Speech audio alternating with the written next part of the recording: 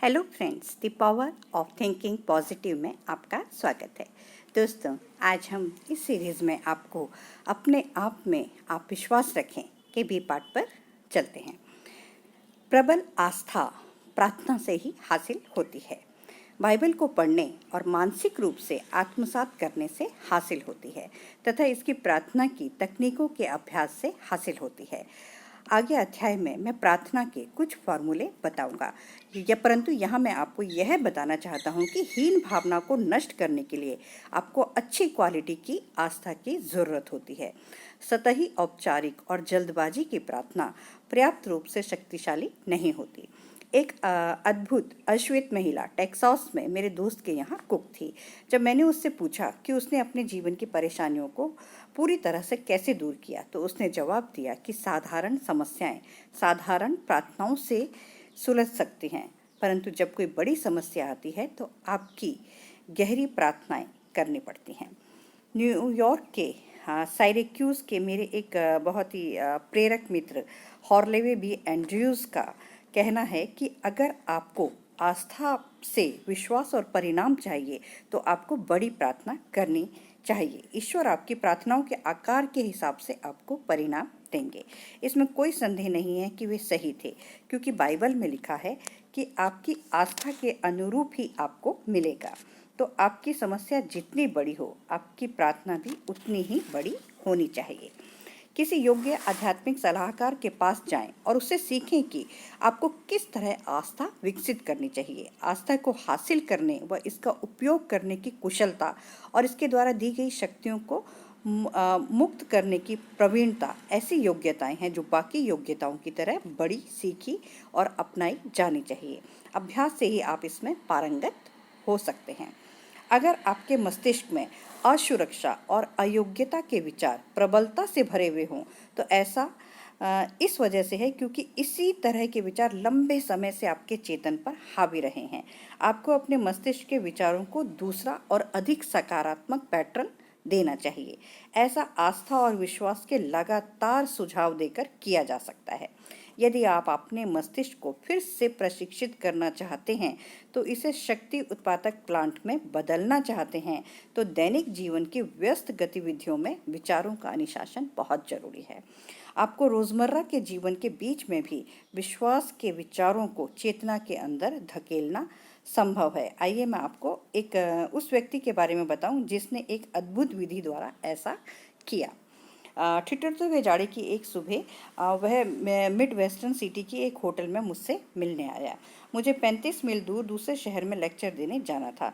मैं उसकी कार में बैठ गया और वह फिसलती हुई सड़क पर तेज रफ्तार से गाड़ी चलाने लगा। मुझे लगा जैसे वह बहुत तेज गाड़ी चला रहा है, तो मैंने उसे याद दिलाया कि हमारे पास काफ़ी टाइम है और यह सुझाव दिया कि वह आराम से गाड़ी चलाए। मेरी ड्राइविंग के बारे में चिंता ना करें, उसने जवाब दिया। पहले मुझे भी कई तरह की चिंताएं और असुरक्षाएं सताती थी, परंतु अब मैं चिंताओं से ऊपर उठ चुका हूँ। पहले मैं हर बात से डरता था। मैं कार या हवाई जहाज में यात्रा करने से डरता था। मेरा परिवार जब भी कहीं जाता था तो उनके वापस आने तक मैं चिंता में घुलता रहता था और मुझे लगता था कि जैसे मेरे साथ कुछ न कुछ बुरा होने वाला है, और इस वजह से मेरा जीवन दुख से भर गया था। मुझ में हीन भावना बुरी तरह से भरी हुई थी और मुझ में आत्मविश्वास की भारी कमी थी। मेरी मानसिक स्थिति का असर मेरे बिजनेस पर भी हुआ और मेरे बिजनेस की हालत दिनों दिन खराब होती चली गई। परंतु तभी मैंने एक ऐसी अद्भुत योजना बनाई जिससे मेरे दिमाग से असुरक्षा की सारी भावना निकल गई और अब मुझ में विश्वास की कोई कमी नहीं है। मुझे न सिर्फ अपने आप में विश्वास है, बल्कि मुझे आमतौर पर पूरे जीवन में विश्वास है। और उसकी वह अद्भुत योजना क्या थी? उसने मुझे कार में विंडस्क्रीन के ठीक नीचे इंस्ट्रूमेंट पैनल पर लगे 2 क्लिप दिखाए। फिर अपने ग्लव कंपार्टमेंट में हाथ डाला और बहुत से छोटे कार्ड निकाले। उसने एक कार्ड को चुना और उसे क्लिप में फंसा दिया। उस पर लिखा था, अगर आप में विश्वास है तो आपके लिए कुछ भी असंभव नहीं है। फिर उसने उस कार्ड को हटाया और एक हाथ से गाड़ी चलाते हुए दूसरे हाथ से कार्ड छाटते हुए एक और कार्ड चुना और उसे क्लिप के नीचे लगा दिया। उस पर लिखा था, अगर ईश्वर हमारे साथ हो तो कौन हमारे खिलाफ हो सकता है। उसने बताया, मैं एक ट्रेवलिंग सेल्समैन हूँ और ग्राहकों से मिलने के लिए दिन भर कार की यात्रा करता हूँ, और मैंने पाया कि जब कोई व्यक्ति गाड़ी चलाता है तो उसके दिमाग में तरह तरह के विचार आते हैं।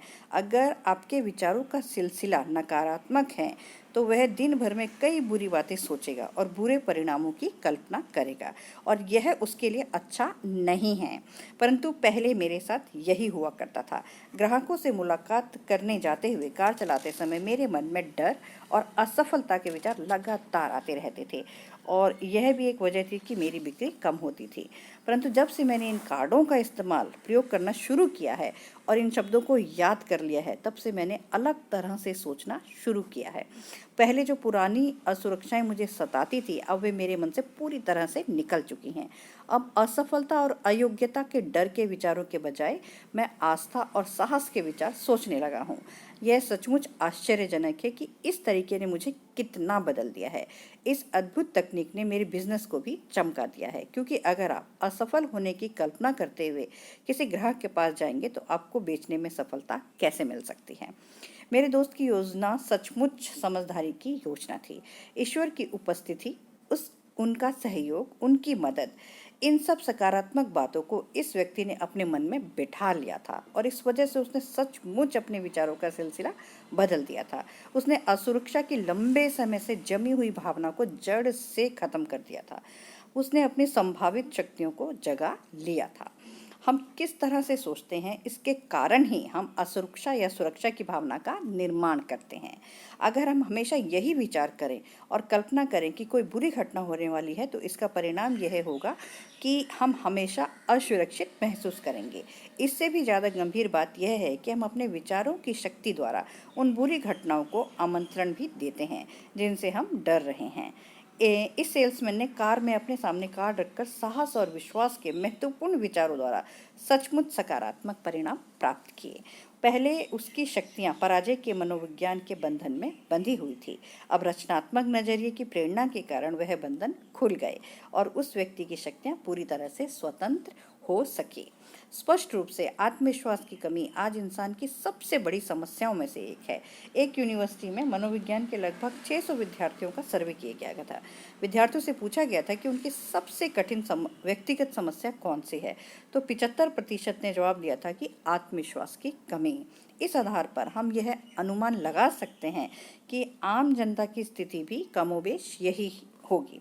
हर जगह आप ऐसे लोगों से मिलते हैं जो अंदर से डरे हुए हैं, जो जिंदगी में दुबक कर चलते हैं, जिनमें असुरक्षा और अयोग्यता की भावनाएं गहराई में जमी हुई हैं, जिन्हें अपनी शक्तियों पर संदेह है। अंदर ही अंदर उन्हें विश्वास नहीं होता कि वे किसी जिम्मेदारी को निभाने के काबिल हैं या उनमें अवसर का लाभ उठाने की क्षमता है। उन्हें हमेशा यह अस्पष्ट और काल्पनिक डर लगा रहता है कि कुछ न कुछ गड़बड़ होने वाली है। उन्हें यह विश्वास नहीं होता कि उनमें उतने सफल होने की काबिलियत है जितने सफल वे होना चाहते हैं। इसलिए वे अपनी सामर्थ्य से बहुत कम स्तर पर ही संतुष्ट होने की कोशिश करते हैं। जिंदगी की राह पर हजारों लोग हारे हुए और डरे हुए घुटनों के बल घिसटते हुए चले जा रहे हैं, और ज़्यादातर मामलों में उनकी कुंठा या असमर्थता सिर्फ काल्पनिक है और इसलिए अनावश्यक है। तो दोस्तों, मेरी वीडियो आपको कैसी लगी? इसे आपको अच्छी लगी तो आप इसे अपने दोस्तों में शेयर कीजिए, लाइक कीजिए, सब्सक्राइब कीजिए, और मेरे आगे की वीडियो की नोटिफिकेशन पाने के लिए आप मेरे बेल नोटिफिकेशन को ऑन कर दीजिए। गुड बाय दोस्तों, बाय बाय।